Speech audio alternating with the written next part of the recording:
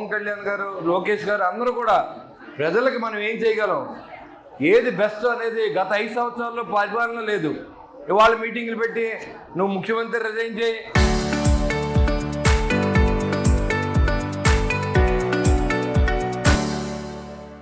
లేకపోతే ఆయన ఎవరు మన లోకేష్ గారిని రిజైన్ చేయమని చెప్తా ఉన్నారు. మీ సమయంలో డిఎస్సి పెట్టి ఉద్యోగాలు ఇవ్వలేదు.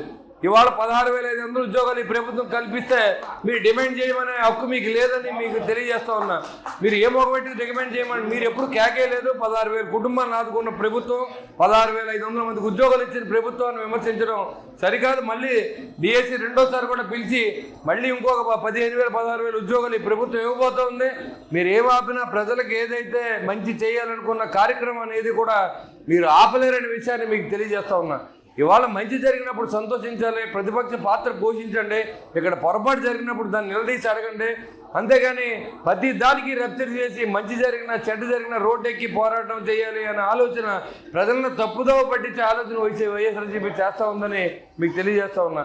గౌరవ ముఖ్యమంత్రి గారు అన్న మాట ప్రకారం ఈ సంవత్సరంలో భోగాపురం ఎయిర్పోర్ట్ ఇస్తే వచ్చే సంవత్సరం పోలవరం ఇస్తాం. నెక్స్ట్ 24వ సంవత్సరానికి అమరావతి నగరాన్ని పూర్తి చేస్తాం. ఈ దిశగా మేము ఇచ్చిన హామీలన్నీ కూడా మరి గౌరవ మన ప్రధానమంత్రి గారు కూడా చెప్పడం జరిగింది. బాగా అన్ని రాష్ట్రాల్లో కంటే కూడా మన రాష్ట్రంలో అభివృద్ధి చెందుతూ ఉంది. అందరూ కూడా పెట్టుబడులు ఇక్కడ పెడతా ఉన్నారు. పెట్టుబడులు వస్తే ఉద్యోగాలు వస్తాయని మన ముఖ్యమంత్రి గారు ఆలోచిస్తూ ఉంటే ఇక్కడ వ్యాపారస్తుల్ని భయపెట్టడం, లేకపోతే ఇండస్ట్రీలు పెట్టాలనుకున్న భయపెట్టడం, ఇక్కడ ఉన్న ఇండస్ట్రీల్లో తీసుకెళ్లి వేరే చోట పెట్టి ఏర్పాటు చేసినటువంటి గత ప్రభుత్వాన్ని మనం అందరూ చూసాం. ఇవాళ మన యువత ఎక్కడికో వెళ్ళి ఉద్యోగాలు ఎదుర్కోవాల్సిన అవసరం ఉంది.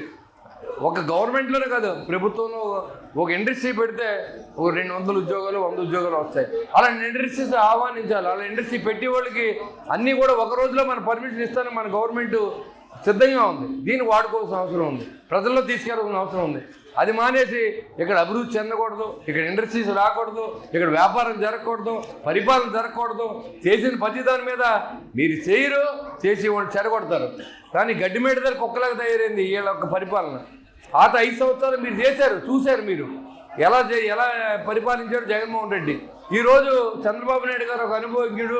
వచ్చిన తర్వాత ఆర్థికంగా ఇబ్బందులు ఉన్నా సరే సంక్షేమంతో పాటుగా అభివృద్ధిని పరుగులు పెట్టించిన ప్రభుత్వం మీద బురద చల్లడం ఎంతవరకు కరెక్టో కూడా మీరు కూడా ఆలోచన చేయాలి. ప్రజలకు అన్నీ గమనిస్తూ ఉన్నారు, ఏది మంచి జరుగుతోంది, ఏ పరిపాలన జరుగుతోంది, ఇప్పుడు వచ్చిన తర్వాత అధికారులు ఎలా పనిచేస్తూ ఉన్నారు అనేది అన్ని సాక్ష్యాధారాలతో సహా ఉంటాయి.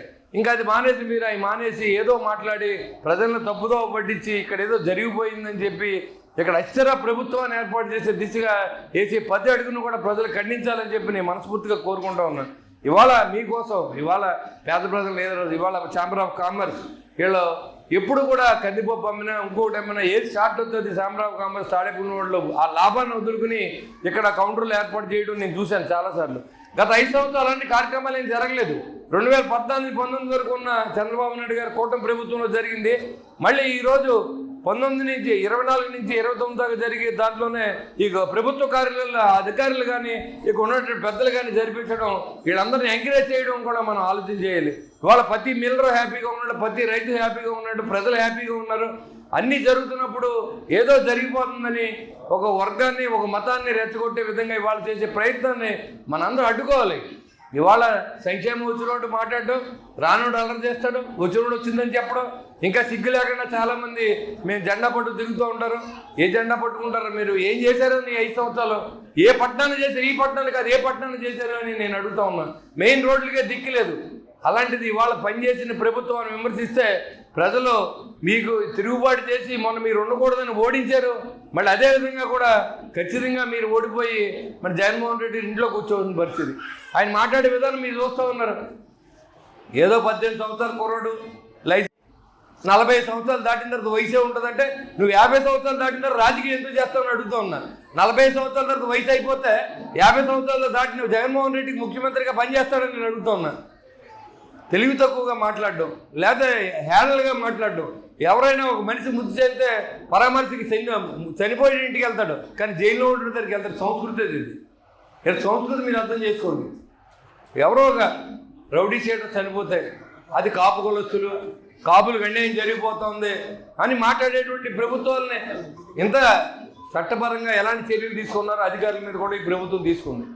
ఆ సీఐని సస్పెండ్ చేసినప్పుడు కూడా ఈ బురదంతా మరి ఈ ప్రభుత్వం జల్లాలనే కార్యక్రమాన్ని మరి ఖచ్చితంగా మనందరూ కూడా ఖండించవలసిన అవసరం ఉంది. ఒక మంచి మనిషిని ఇబ్బంది పెట్టినప్పుడు మనందరూ బయట రావాలి తప్ప ఓ సమాజానికి చీడపురుగు లాంటి వ్యక్తుల్ని చేసినప్పుడు మనం బయట రావాల్సిన అవసరం లేదు. ఉదాహరణగా మీరు చూడండి, వాళ్ళు యూపీలో ప్రశాంతంగా ఉందంటే దానికి కానీ యోగి గారు కాదని అడుగుతూ ఉన్నా.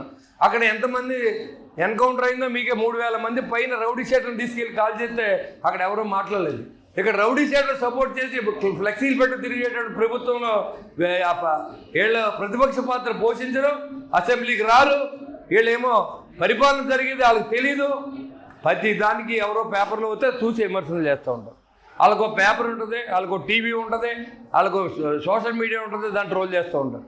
కాబట్టి ఇవన్నీ కూడా ప్రజల్లో తీసుకెళ్ళడం అవసరం కూటమి ప్రభుత్వ నాయకుల మీద ఉంది, ప్రజల మీద కూడా ఉందని తెలియజేసుకుంటూ, ప్రభుత్వం ఏదైతే పేద ప్రజల కోసం ఈ స్కీమ్ని మీ అందరికీ అందుబాటులో పెట్టిందో మీరందరూ సద్వినియోగం చేసుకుంటారని, ఈ ప్రభుత్వాన్ని ఆశీర్వదించాలని కోరుకుంటూ సెలవు తీసుకోండి. జై హింద్.